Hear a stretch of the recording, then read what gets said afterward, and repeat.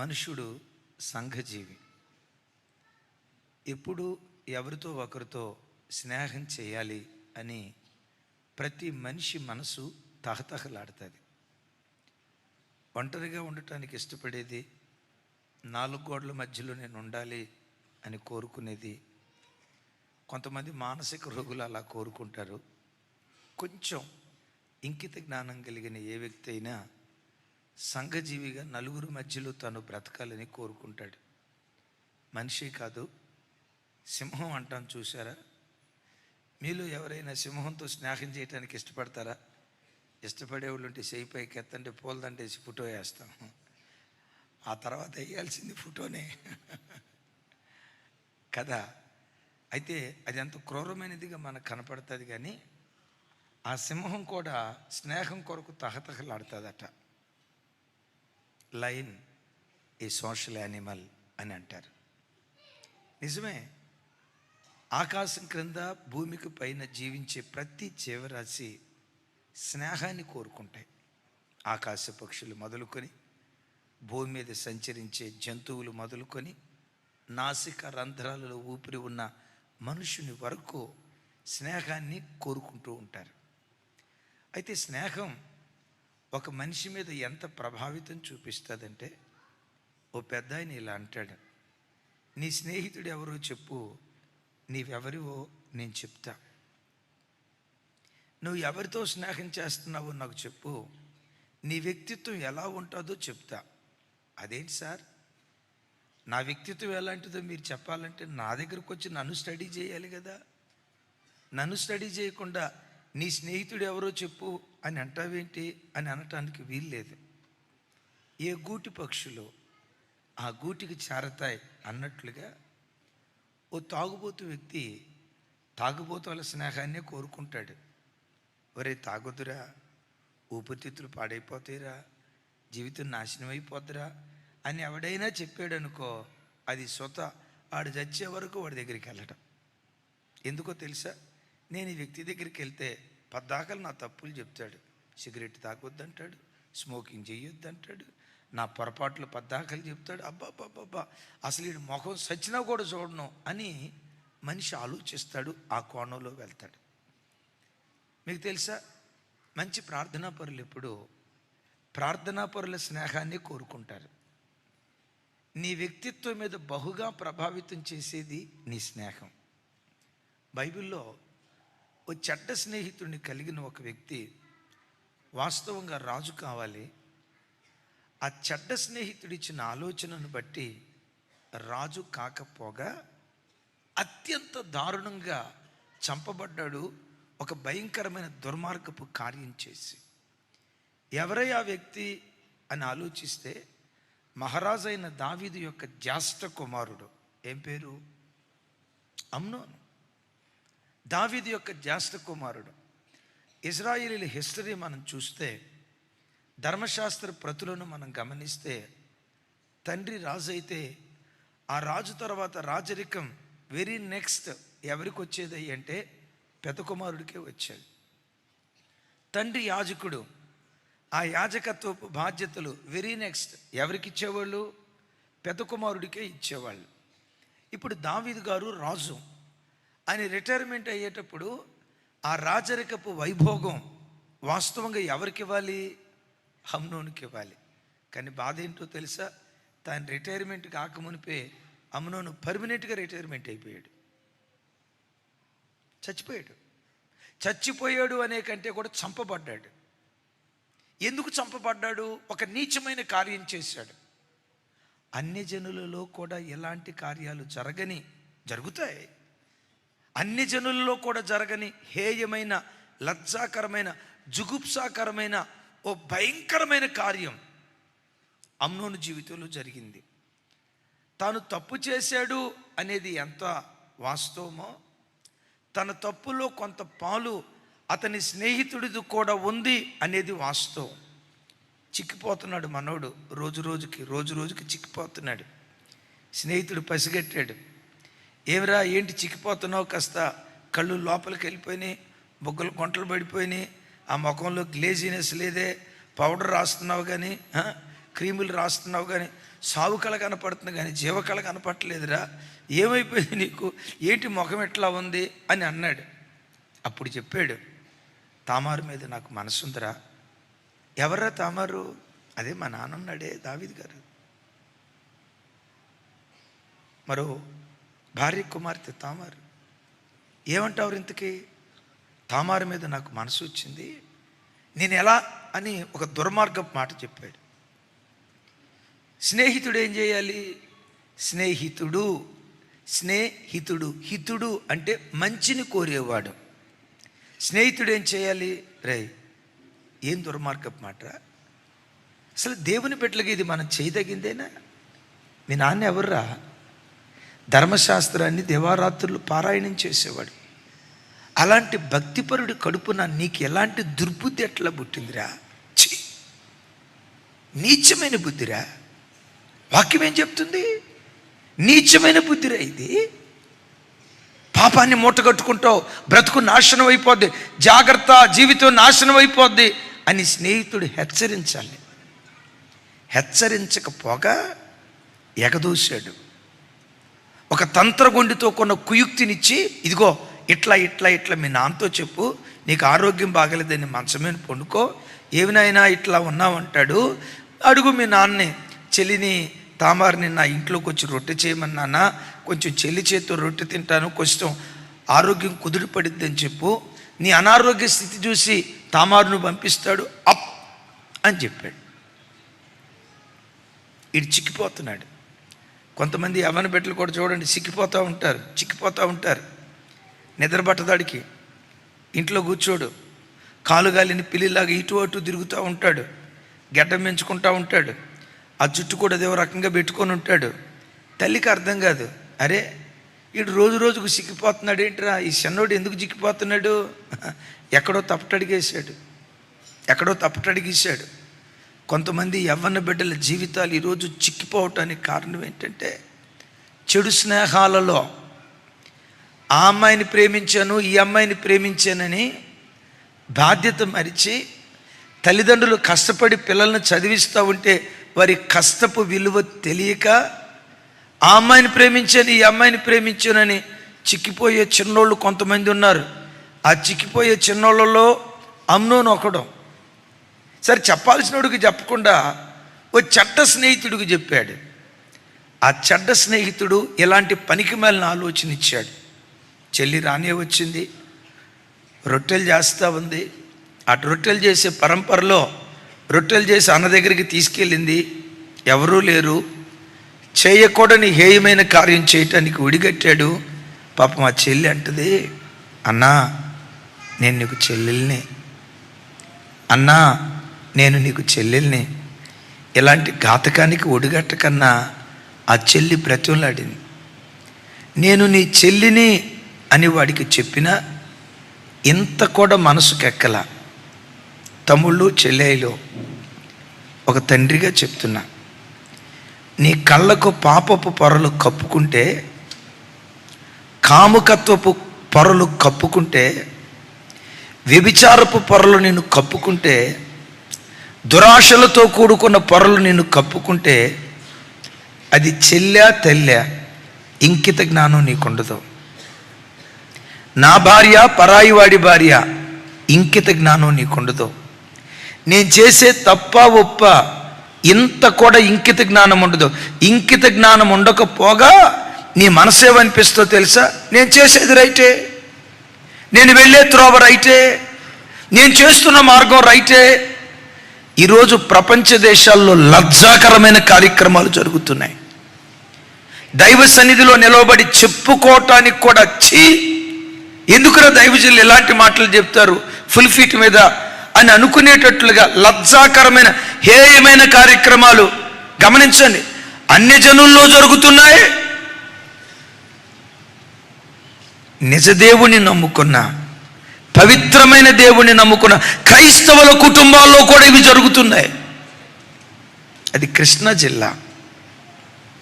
జిల్లా మీ ఊరుకు దగ్గరే, ఖమ్మం కృష్ణా జిల్లా బార్డర్. ఆ ప్రాంతంలో 55 సంవత్సరాల వయసు కలిగిన ఆయన చనిపోయాడు. ఎట్లా చనిపోయాడంటే, ఏమోనయ్యా రాత్రి కడుపు నిండా భోజనం చేశాడు, నిద్రపోయాడు, ఏదో ఛాతి నొప్పి అన్నాడు, మేము లేచేసరికి చనిపోయాడు, ఏమైపోయిందో అర్థం కాలేదు అని అన్నారు.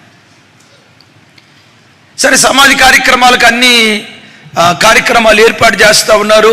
సాయంత్రం లోపు సమాధి చేస్తారు. సహజంగా పల్లెటూరులో మరుసటి రోజు చేయడానికి ఇష్టపడరు. ఈ సమాధి కార్యక్రమాలకు సన్నాహాలు జరుగుతూ ఉన్నాయి.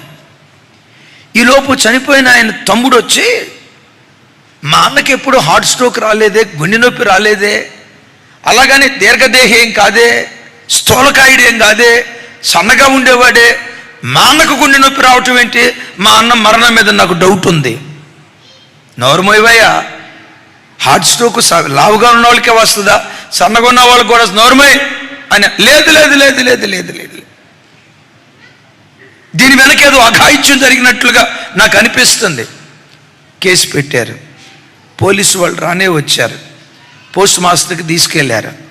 రిపోర్ట్ వచ్చింది, హార్ట్ స్ట్రోక్ వచ్చి చచ్చిపోలా, ఊపిరాడక చచ్చిపోయాడు. ఊపిరాడకంటే తన ఊపిరితిత్తులు పాడైపోయి కాదు, ఊపిరాడకుండా చేసి ఎవరో చంపారు. అరే, 55 సంవత్సరాల వయసు కలిగిన ఆయన్ని ఎవరో చంపారా? ఎందుకు? ఏమైపోయింది? హార్ట్ స్ట్రోక్ అని భార్య కుమార్తె చెప్పింది కదా. మరి వీళ్ళు అబద్ధం ఎందుకు ఆడారు? పోలీసు వారికి మొట్టమొదటి అనుమానం వాళ్ళ మీదే పడింది. వాళ్ళు ఫోన్ కాల్స్ ఇన్వెస్టిగేషన్ స్టార్ట్ చేశారు.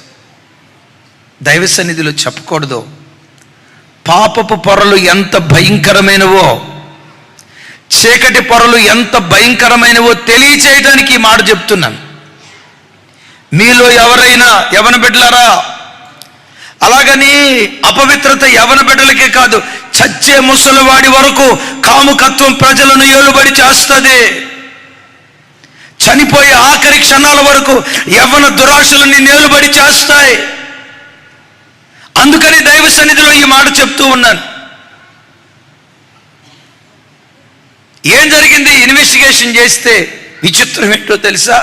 తల్లి కూతురు ఇద్దరు కలిసి భర్తని, అదే తండ్రిని, తల్లి కూతురు ఇద్దరు కలిసి చంపేశారట. భార్య చంపిందా? భార్య కట్టుకున్న భార్య భర్తను చంపిందా? ఎస్. సరే, భార్య చంపింది సార్, కడుపును పుట్టిన కూతురికి ఏమైంది?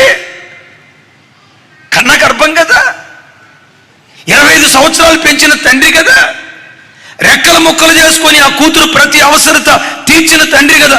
ఆ తండ్రిని చంపడానికి కూతురికి ఎట్లా చేతులు వచ్చాయి? చెప్పడానికి నాకు మనసు రావట్లా, కానీ చెప్తున్నా. ఆ తల్లి దారి తప్పిపోయింది ఒకడితో. కొన్ని సంవత్సరాల పాటు తప్పుడు త్రోవలకు వెళ్తా ఉంటే భర్తకు తెలిసింది, దండించాడు. ఎంత దుర్మార్గమో తెలుసా? ఆ దుర్మార్గుడు అన్నాడట, నేను నీతో కలిసి ఉండాలంటే నీ కుమార్తెను అని వాడేదో దుర్మార్గపు మాట అన్నాడట. ఈ దరిద్రపు తల్లి పాపం ఎంత భయంకరమైనదో చెప్పడానికి మాట చెప్తున్నాను. 55 సంవత్సరాలు నిండిన తల్లి తన తప్పుడు కోరికలను తీర్చుకోవటానికి వాడితో తన కూతుర్ని పంపించేసింది. తండ్రికి తెలిసింది, రొమ్ము కొట్టుకుంటూ ఏడ్చాడు. ఎంత నీచమైన పనా? నీకు బుద్ధి ఉందే? నీ వయసు ఎంత? 50 సంవత్సరాల వయసులో నువ్వు చేసే పని ఏంటి?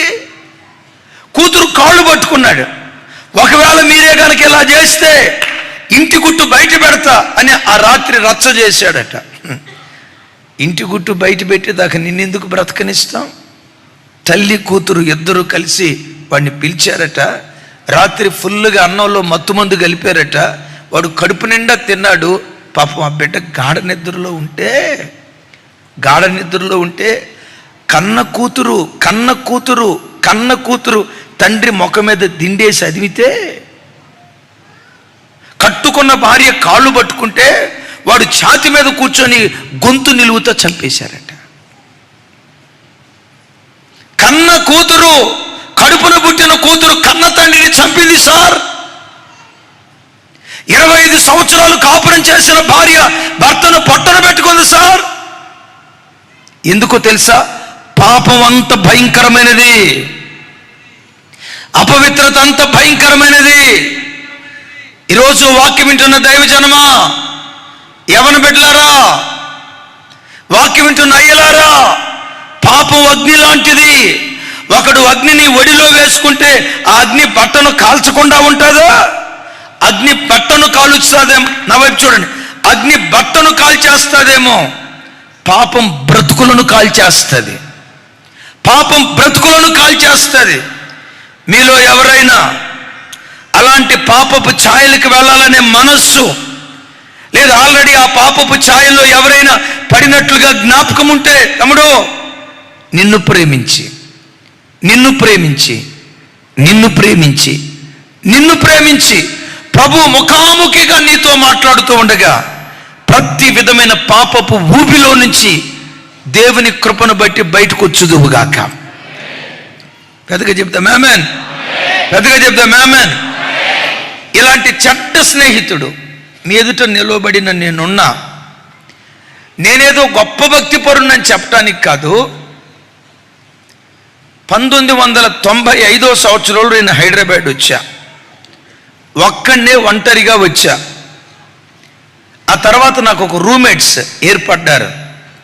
నాకు ఏర్పడిన రూమ్మేట్స్ మంచి భక్తి కలిగిన వాళ్ళు. ఒక ఆయన పేరు ఆనంద్, ఇంకొక ఆయన పేరు అశోక్, ఇంకొక 2-3 ఉన్నారు. వాళ్ళతో కలిసి మేము ఒక రూములో ఉండేవాళ్ళం ఆర్టీసీ క్రాస్ రోడ్ దగ్గర. అద్భుతం ఏంటో తెలుసా? నాకు ప్రార్థన ఎలా చేయాలో ఆ స్నేహం నాకు నేర్పింది. 4ంటికే లేస్తాడు అశోక్ గారు. 4:30కు లేచి నిండు యవ్వన కాలంలో తను లేచి ప్రార్థన చేసేవాడు. అప్పటికి నేను బాప్తిస్మం తీసుకోవాలా. ఎప్పుడైతే ఆ ప్రార్థనా పరుడితో కలిసి ఉండేవాడినో తెలియకుండా నాకు ప్రొద్దున్నే లేచి ప్రార్థన చేయటం అలవాటైంది. ఆనంద్ గారు అని ఒక ఆయన ఉన్నాడు. ఆయనకి ప్రార్థన స్టార్ట్ చేస్తే బెల్లు బ్రేక్ ఉండదు, వందే భారత్ ఎక్స్ప్రెస్సే.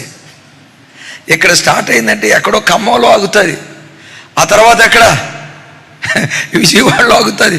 దానికి స్టాపులు చాలా తక్కువ. ఈయన ప్రార్థన కూడా ఆపుడు చాలా తక్కువ. ప్రార్థన స్టార్ట్ చేశాడంటే వీళ్ళు ఏకీభవిస్తున్నారా లేదా, వీళ్ళు ప్రార్థనలో పాలు పంపులు పొందుతున్నారా లేదా ఏమి చూడు, ఇక అట్లా చేసుకుంటా వెళ్ళిపోతాడు. చివరికి ఆయన ఎక్కడైనా ప్రార్థన చేయనిస్తాం కానీ భోజనాల దగ్గర ప్రార్థన చేయనీయం. మీకు అర్థమైపోయినట్టుంది. ఎందుకైంటో చెప్పండి. చివరికి భోజనాల దగ్గర కూర్చున్నా కూడా ఇక మా ఓడు స్టార్ట్ చేశాడంటే అక్కడ కూడా వందే భారత్ ఎక్స్ప్రెస్సే. ప్రభా, మీరు మాకిచ్చిన అన్నం కొరకు స్తోత్రం, మెతుకు కొరకు స్తోత్రం, ఇది వండిన వారి కొరకు స్తోత్రం, ఇది ఆ తర్వాత వాళ్ళని కూడా వదిలిపెట్టడం, దీన్ని పండించిన వారి కొరకు స్తోత్రం. నాయనా, మాకు ఏ కిరాణా షాప్ వాళ్ళు అమ్మారో వాళ్ళను మీరు మార్చుదురుగాక. ఆమెను అనకండి, మేమనేవాళ్ళం కాదు ఆమెనని. ఆగేవాడు కాదు, మధ్యలో ఆమెన్ అనేవాళ్ళం. ఆమెన్ అంటే ఆయన ఏమనుకున్నాడు తెలుసా? నా ప్రార్థనకు ప్రోత్సాహం వచ్చినట్టుందని ఇంకా స్పీడ్ పెంచేవాడు. ఆ తర్వాత కూర దగ్గరకు వచ్చేవాడు. దేవా, ఈ కూరగాయలు కట్ చేసిన వాళ్ళ కొరకు స్తోత్రం, ఈ కూర వండిన వాళ్ళ కొరకు స్తోత్రం, ఇందులో ఉప్పు వేసిన వాళ్ళ కొరకు స్తోత్రం, కారం వేసిన వాళ్ళ కొరకు స్తోత్రం, నూనె పోసిన వాళ్ళ కొరకు స్తోత్రం, పాత్ర కడిగిన వాళ్ళ కొరకు స్తోత్రం. ఈ కూరగాయలు పండించిన రైతున్నాడే, అయ్యా ఎంత కష్టపడుతున్నాడో, ఆయన ఆశీర్వదించాయని. ఆ కూరగాయల రైతు ఏడ్చేవాడో లేదో కానీ ఈయన ఏడ్చేవాడు. ఇక ఏడ్చేవాడా? ఆ తర్వాత ఎక్కడికి వచ్చేవాడు తెలుసా? నాయన, మేము కూరగాయల మార్కెట్కి వెళ్ళినప్పుడు ఆయన బీడీ తాగుతూ ఉన్నాడు. నాయన, ఆయన మార్చు అయ్యా. ఆయన ఎప్పుడు మార్చమంటాడు? భోజనం కాడ కూర్చొని. అందుకని ఎక్కడైనా ప్రార్థన చేయనిస్తాం కానీ భోజనాల దగ్గర మాత్రం ఆనందన్నా నీకు దండం. అలాంటి భక్తి పరుల మధ్యలో బ్రతికా. నామకార్థ సంఘానికి వెళ్ళలేదు. సత్తువ కలిగిన సంఘాన్ని వెతుక్కుంటూ నేను బ్యాచిలర్గా ఉన్నప్పుడు నేనున్న ఇంటికి, నేనున్న రూమ్కి, నేను వెళ్ళిన చర్చికి సుమారుగా 15 కిలోమీటర్ల దూరం. మేబీ అంత ఉండకపోవచ్చు, 10 కిలోమీటర్లకు పైగా ఉండొచ్చు. 10 కిలోమీటర్ల దూరం. చాలామంది అనేవాళ్ళు, ఏమయ్యా ఈ ప్రాంతంలో చర్చిలు లేవా, ఏమంత దూరం ఎందుకు వెళ్తావు? బ్యాచిలర్గా ఉన్నప్పుడు ఇది సత్తువ కలిగిన సంఘం, అపోస్తుల బోధని ఆ రోజుల్లో 10 కిలోమీటర్లు వెతుక్కుంటూ వెళ్ళారు. జ్ఞానుల సహవాసం చేసేవాడు జ్ఞాని అవుతాడు అని బైబిల్లో రాయబడినట్లుగా, జ్ఞానుల సహవాసం చేయవాడు జ్ఞాని అవుతాడు అని రాయబడినట్లుగా, ఆ భక్తిపరులతో సహవాసం చేయటాన్ని బట్టి దేవుడు నన్ను భక్తిపరుడుగా మార్చాడు.